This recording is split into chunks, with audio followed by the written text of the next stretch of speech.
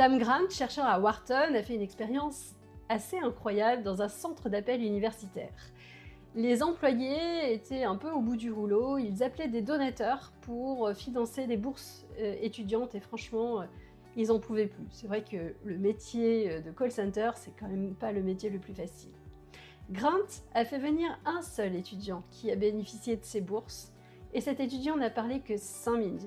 Il leur a dit « Merci, sans vous, je ne serai pas là ». Le résultat a secoué les RH. Les employés se sont mis à augmenter le temps passé au téléphone de 142% et le montant des dons a augmenté de 400%. 400%, vous imaginez? C'est juste incroyable. Ça s'appelle en psychologie l'effet de tâche significative. Le cerveau, les gens ne se motivent pas pour des KPI, pour des chiffres. Ils se motivent pour des gens, pour du sens. Pourquoi ça marche? Parce que l'homme est un animal social. Quand le travail devient abstrait, ça devient des chiffres, des tableaux Excel, des mails, en fait on perd l'impact. Adam Grant appelle ça le contact avec le bénéficiaire. Voir celui qui bénéficie de notre travail déclenche une bouffée d'ocytocine et justifie tous les efforts qu'on fait.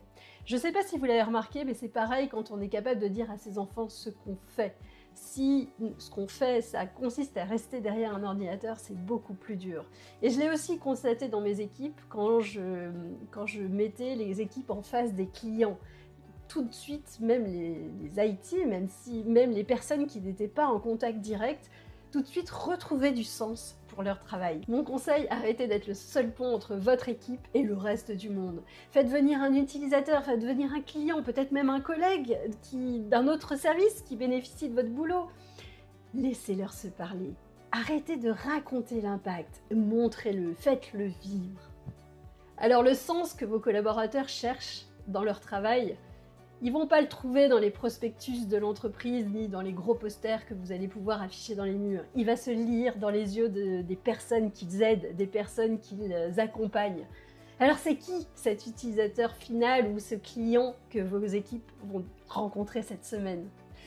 Et moi, je suis toujours Valérie, votre fournisseuse officielle d'énergie pour changer le monde et je vous donne rendez-vous demain pour l'épisode 53.